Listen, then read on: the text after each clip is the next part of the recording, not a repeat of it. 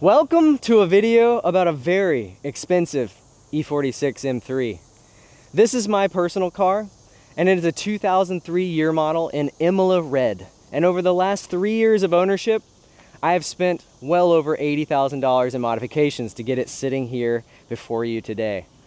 So in this video, I would love to share with you the story of what mindset was I in when I bought this car, and how was I able to spend so much money on it over the last 3 years. So we're gonna dive into a detailed breakdown of every single modification and why I've done that. Then we're gonna drive it and determine whether or not I have ruined it. So without further ado, let me take you back in time and give you an understanding of how you might wind up with one of these in your garage.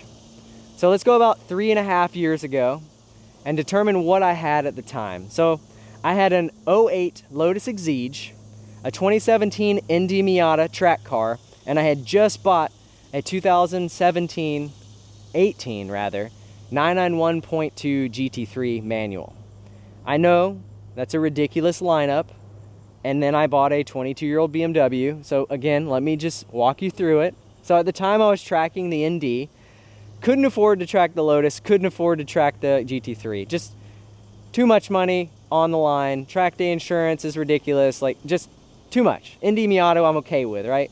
Now, the ND was fun, but I had put big tires on it and it wasn't as loose and fun as it was. So instead of putting it back to stock and having fun with it, because a Miata is always the answer, I was like, well, what can I get that has more power and a longer wheelbase? Because ultimately more power is better, right? Well, I started asking around the track paddock, ended up talking to a buddy of mine, Eugene, and he is just a plethora of knowledge when it comes to cars, and he's owned a lot of cars, and he has probably 25 right now, I'm sure. And I asked him, is there one of your cars that you just really can't put your finger on what makes it special, but you want to drive it more than all the others? And he said, yep, it's my E46 M3. So I immediately took that to heart, went home, got on Facebook Marketplace, started searching about. There was not a lot for sale at this particular moment. I was very disappointed. So what did I do? I made an extravagant want to buy thread. Now, on this wanted to buy thread, I was very specific about what I wanted, and I've learned a lot since this. This actually brings out a lot more cool cars than you think it would. I was very specific about what modifications I wanted, what years I wanted, if I wanted the big three done, because obviously this particular generation of car has issues with three big things, and everybody calls it the big three. We'll go over those in a little bit, but this car did have them. Then I wanted, oh, what color, and the price, and the mileage, really. But the price is really what you're getting to. Is you put a massive price on your want to buy thread. People see the price, and they don't care what it says. They just say, I've got one. I don't know, it's just like inherent. They see a large price, it's maybe 2 or 3 times what they're normally going for, and they say, whoa, I've got something in the garage that's like perfect, but hey, for that kind of money, I'd let it go. So that's ultimately what happened. A bunch of dudes started messaging me. Some of them ticked the boxes that I was looking for, but some of them didn't. So I ended up talking to this one dude named Mike, which had this car. He lived in New Jersey. We started talking in, I think, December, and I ended up buying the car in like late April. So it took a long time for him to actually come around and warm up to letting the car go.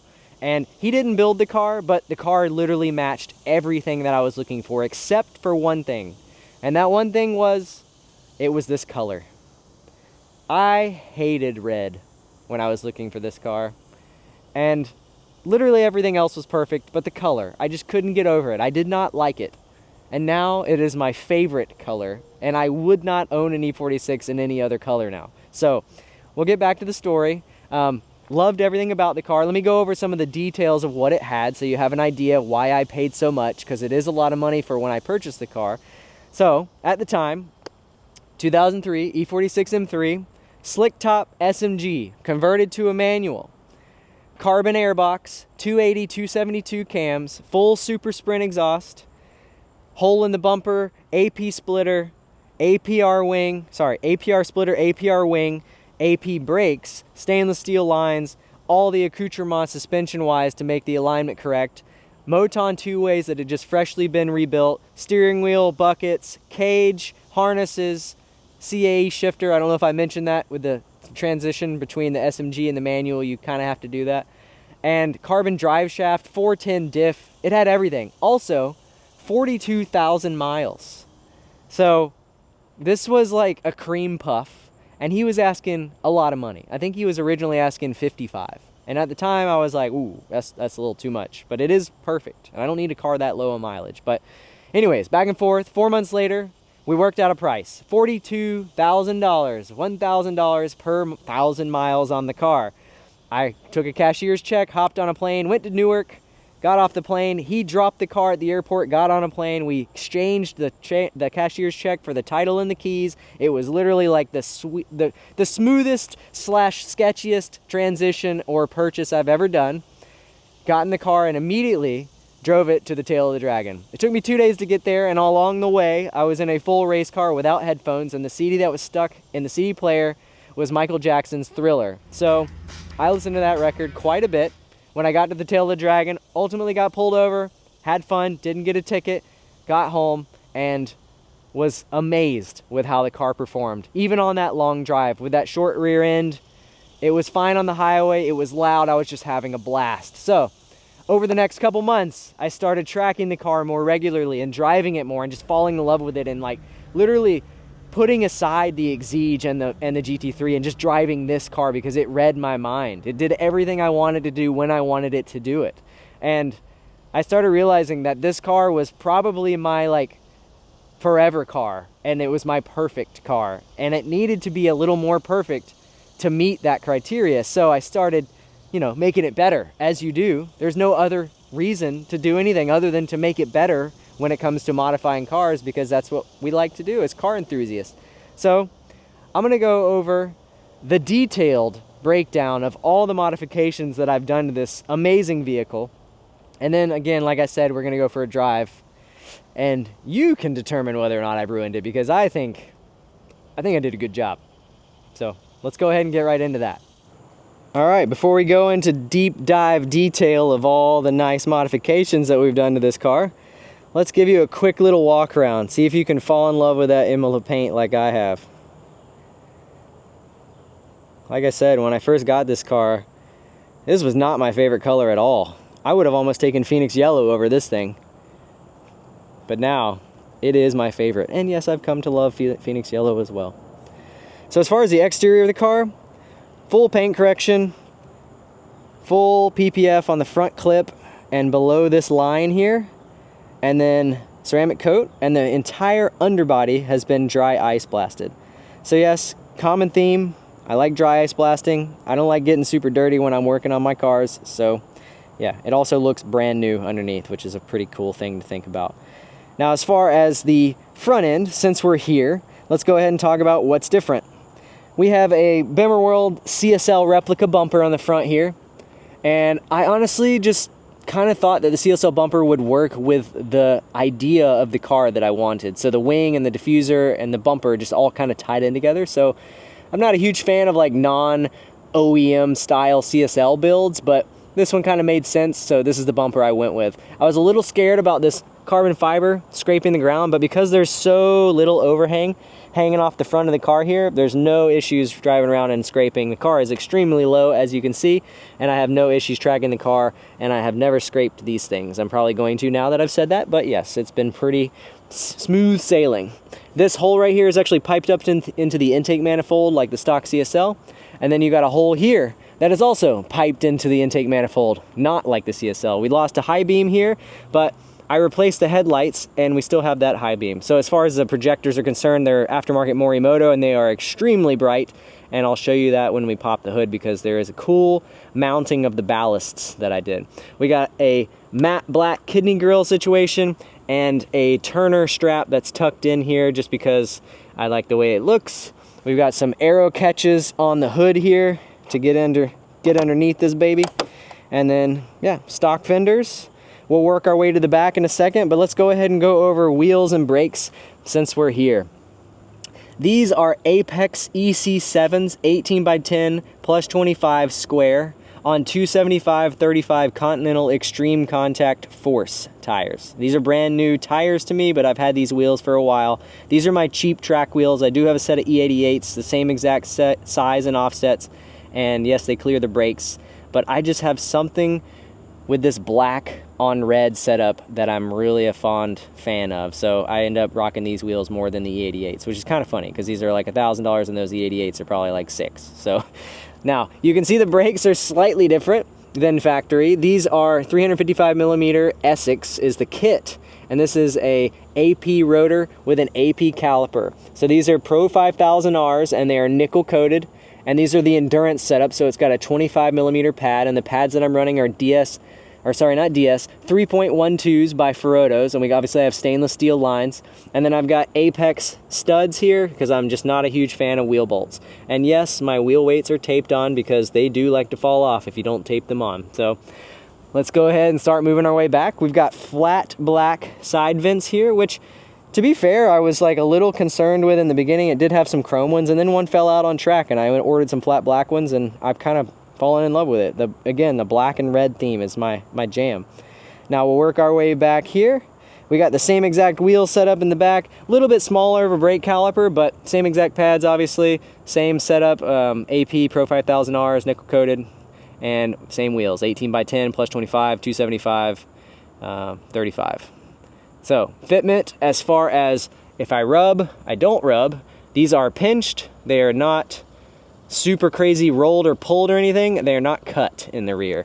And as far as the fronts go, they are again just pinched, and I'm still running fender liners, and I have no issues rubbing except on really, really tiny, if I'm on a hill and I turn really sharp, it might rub tiny bit right here on the fender liner, but yeah, it's very, very rare. Now as far as the back goes, well, let's talk about the tint, because I do put tint on everything. This is about 70%, and I put it all over the car windshield included, just to keep some of the UV rays down. Literally not to be, like, I'm not trying to hide from anybody. I just want to keep the interior nice and cool and not have the AC blasting so hard.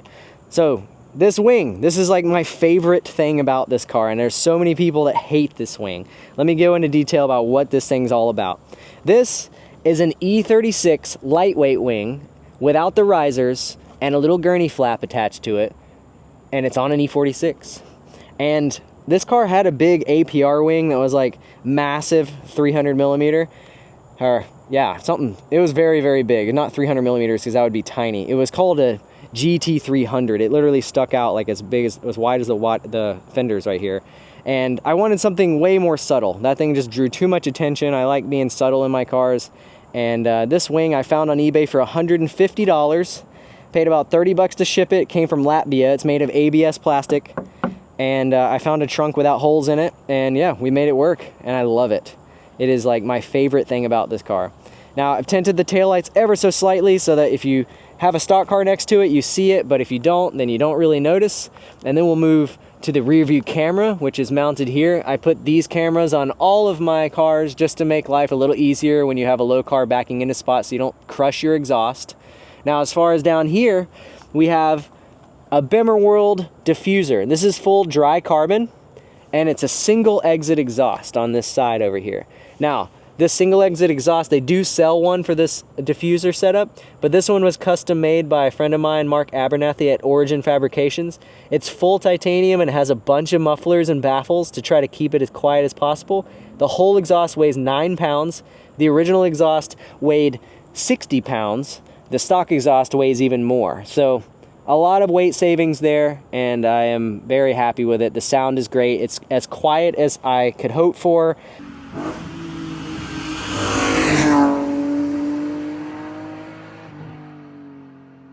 For such a loud, naturally aspirated car. And we'll get to the loud bit, which is actually up here under the hood, because that's, if you're gonna make an S54 sound good, you keep it quiet and you make it loud up here.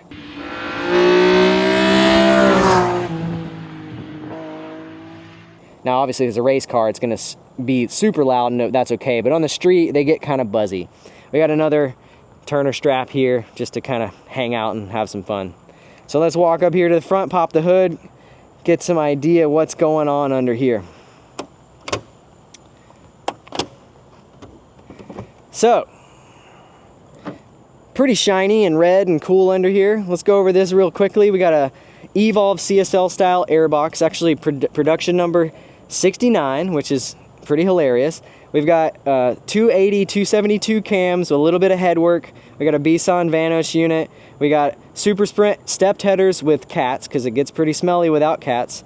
We have CSF radiator and oil cooler, a brand new alternator, stock clutch. Actually, it had a Tilton 2 plate in it when I first bought it, so put a stock clutch back in it because it's just honestly really good.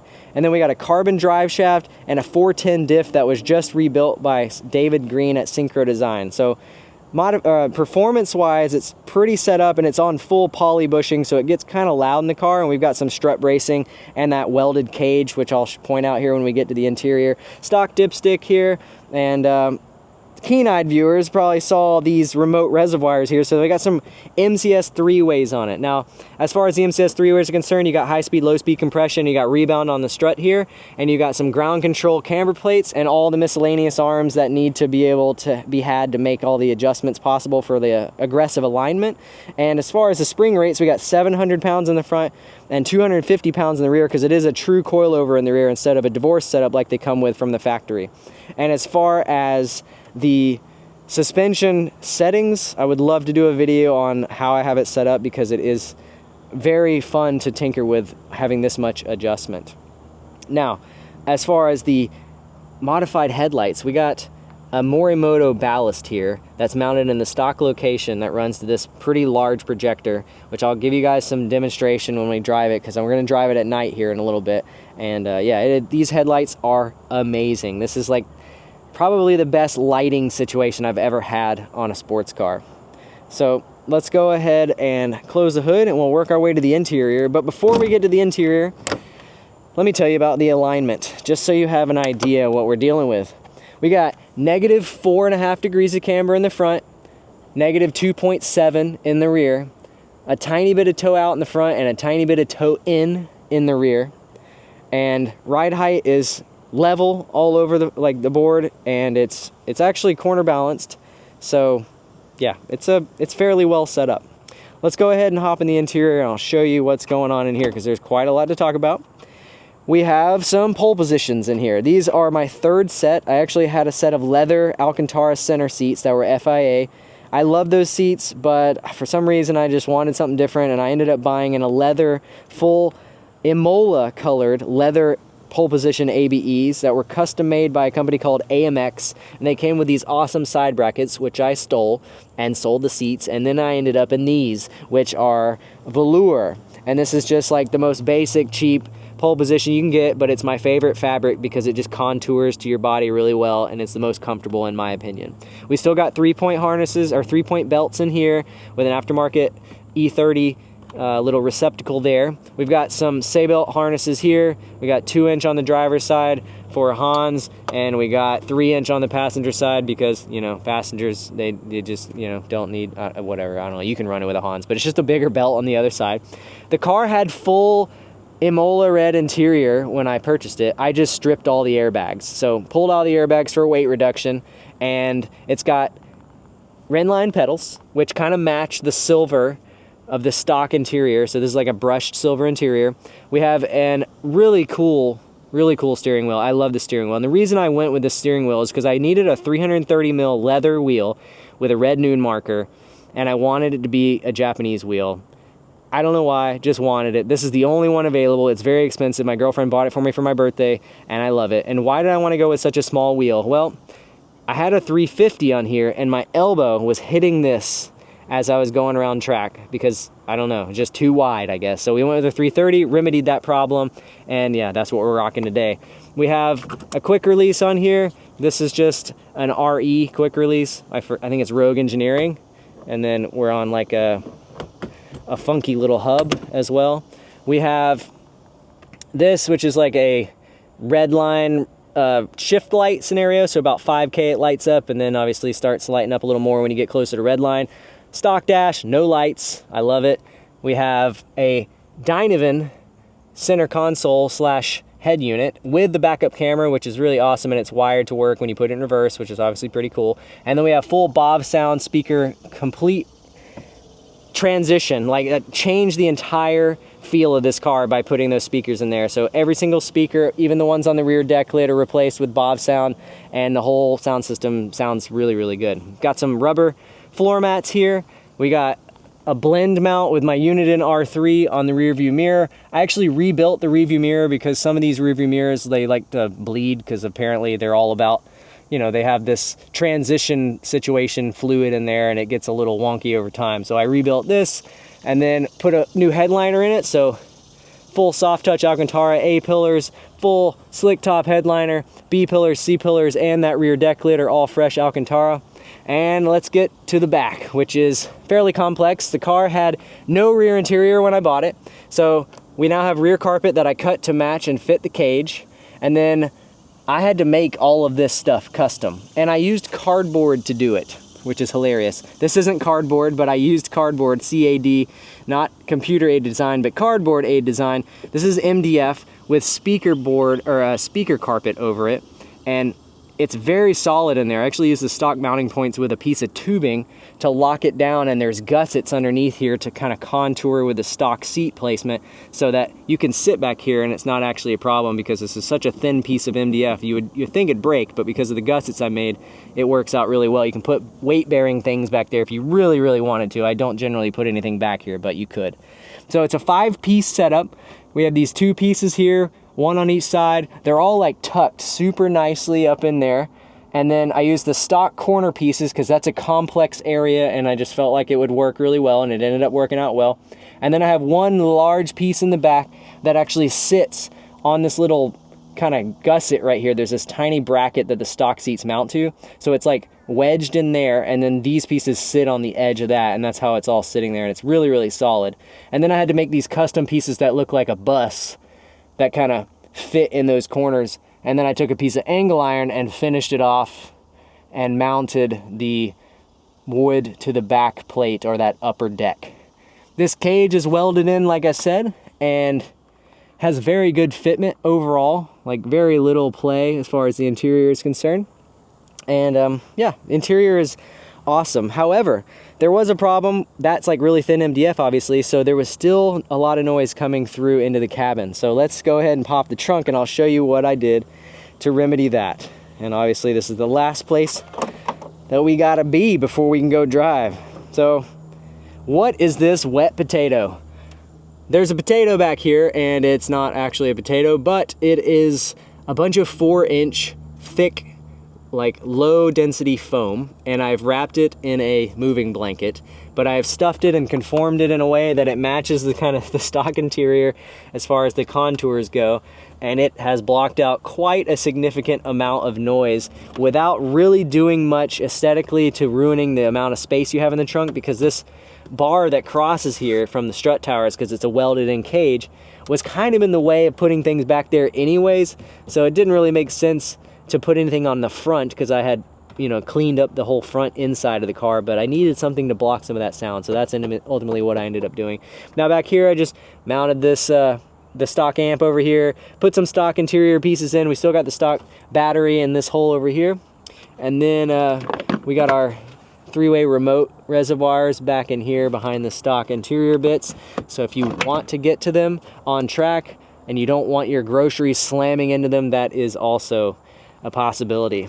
We have everything inside the trunk except the toolkit, because obviously lightweight race car stuff. So I hope you guys enjoyed that really in detailed breakdown, and let's go ahead and go for a drive. All right, let's go drive this E46 M3.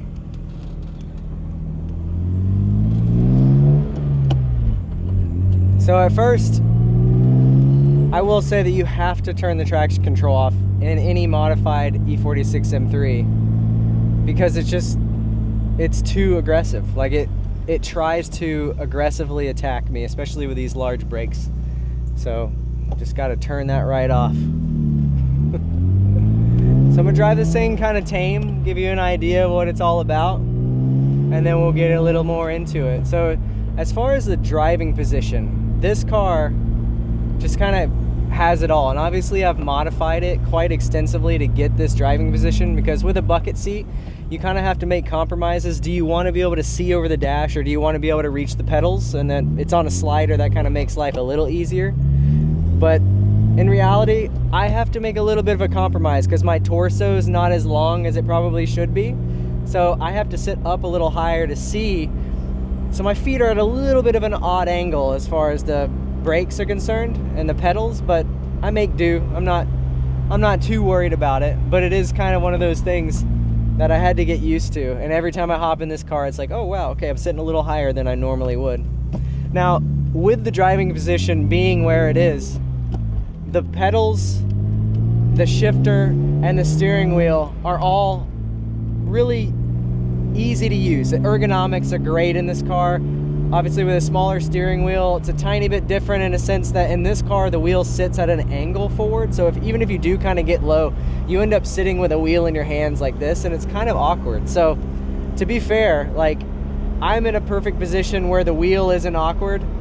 And also with the wheel size being 330 millimeters, it kind of just makes life easy for me. The shifter being tall, I can rest my arm on this center console and just make shifts very easily. And since we're talking about the shifter, like I said, the shift knob is a little lighter than the stock CAE shift knobs.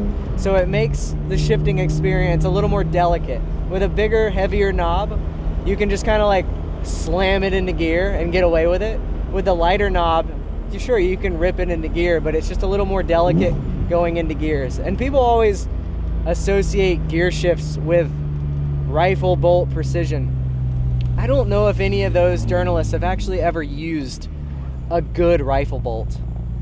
Because sure, it feels like a rifle bolt, but not a good one. If you felt really, really good mechanical, like machine parts, like this feels great, and it is very mechanical, but by no means does it feel like a rifle bolt. Compared to a stock BMW shifter being rubbery, it's a huge improvement. Now, as far as like overall ride quality, and this is what I'm getting at, like whether or not I've ruined this car or not, ride quality in this thing, what is it like with full suspension, everything slammed on crazy camber with a darty alignment? Well, yes, the alignment is a little aggressive, and with the ZHP rack and the tiny steering wheel, it's darty. I've let some friends drive it and they're not a fan. They think it's too darty. I like a car that's nervous. Well, as far as the ride quality, these remote reservoir MCSs with this particular spring rate, it's not a heavy aero car, so it doesn't need a high spring rate. It's just butter. I have the cans set to about 100 PSI. As far as the reservoir, it's got some gas in it, and they're set to about 100 PSI.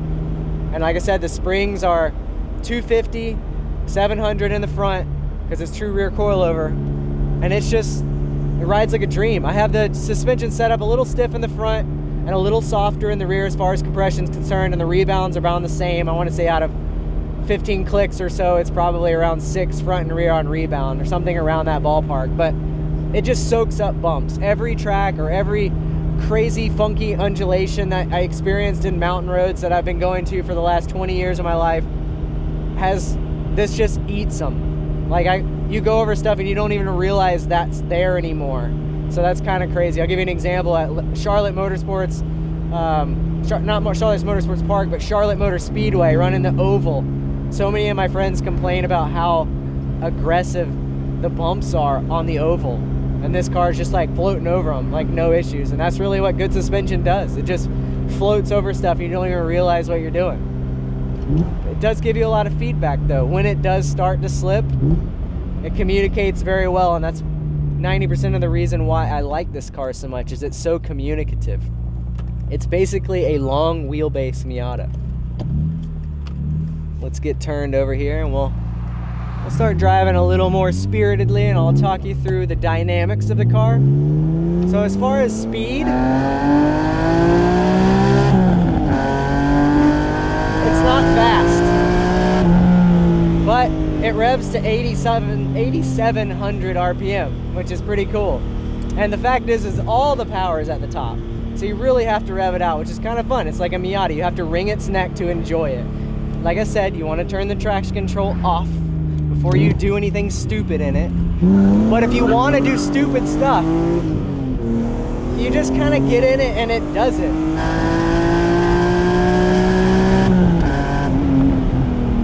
Car makes 335 horsepower and 269 foot-pounds of torque. That's not a lot, and it's funny because I'm actually about to have the engine replaced.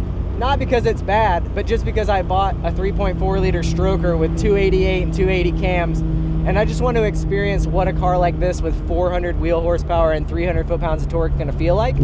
So that's gonna be coming up soon. So hopefully you guys stick around for that, because it should be done in about, I don't know, 3-4 weeks. Brake pads, they're a little squeaky, especially after a hot track day. First couple days of driving after you get done melting them down on track, they get real squeaky on you and they scare a lot of people. So you can just mat it. Steering is very busy. Brakes are phenomenal. You can just pin the pedal. You kind of like get slowed to a fairly reasonable speed for a corner, and then as soon as you seemingly can see the other side of the corner, you just mat it.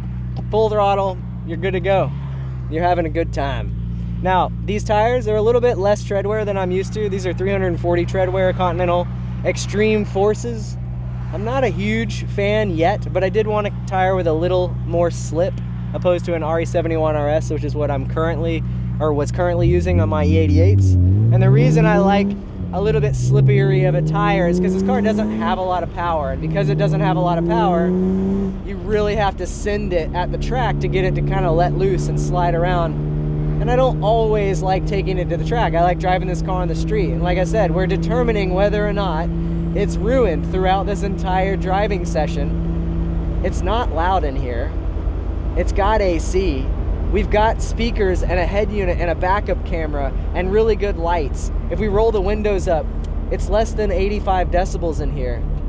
It's a very livable car for the street, which is what I wanted. I wanted a car that you could just drive around, have fun, be under the radar. Yes, it's red. It's not fully under the radar, but you can drive around, have some fun. It's not too terribly loud. It's a way more loud in the front of the car. A lot of the noise that you're hearing is coming from the induction rather than the exhaust. When the car's driving from an external point of view, there's not a lot of exhaust noise. I mean, sure, it's not stock, but it's not a crazy loud car in general.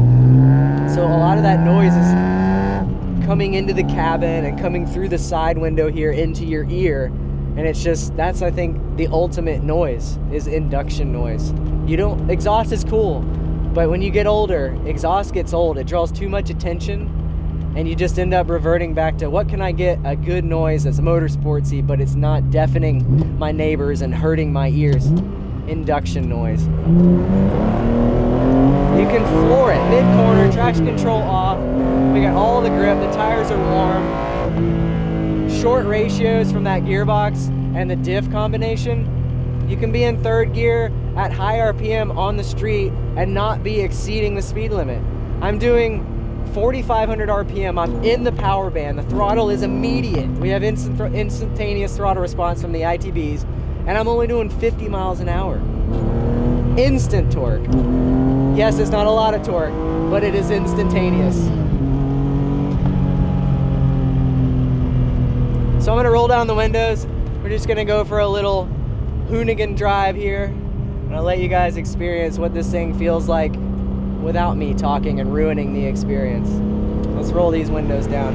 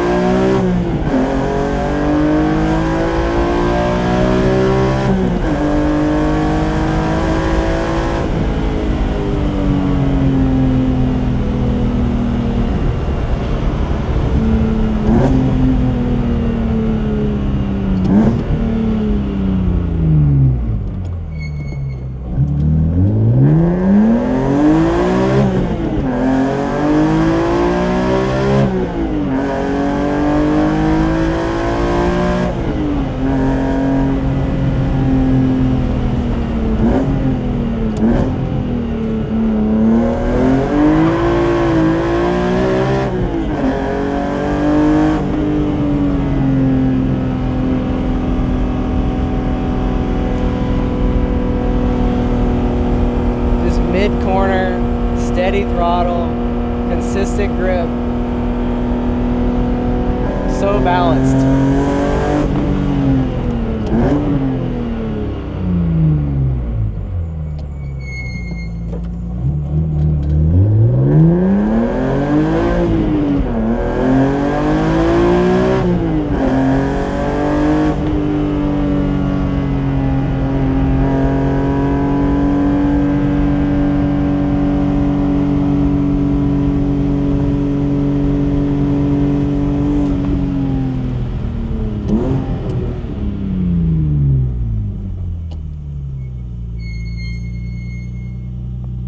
So anyways, pretty phenomenal driving experience. I love this car. I wouldn't trade it. This is the last car that I would sell if I had to sell my cars. It just ticks all the boxes, does all the things you wanted to do when you wanted to do them, and I cannot wait for it to have 70 more wheel horsepower and 40 or 50 more wheel torque. Thank you guys for watching. If you want to see more videos like this, see me do more reviews on cars, maybe other people's cars.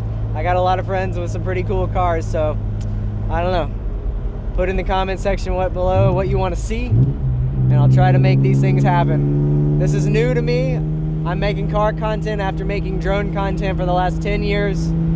I really enjoy making content, but creative outlets change, and sometimes you just have to do what your heart's doing. Go with your heart, rather, and that's what I'm doing now. So thank you so much for being here, and I'll see you in the next video.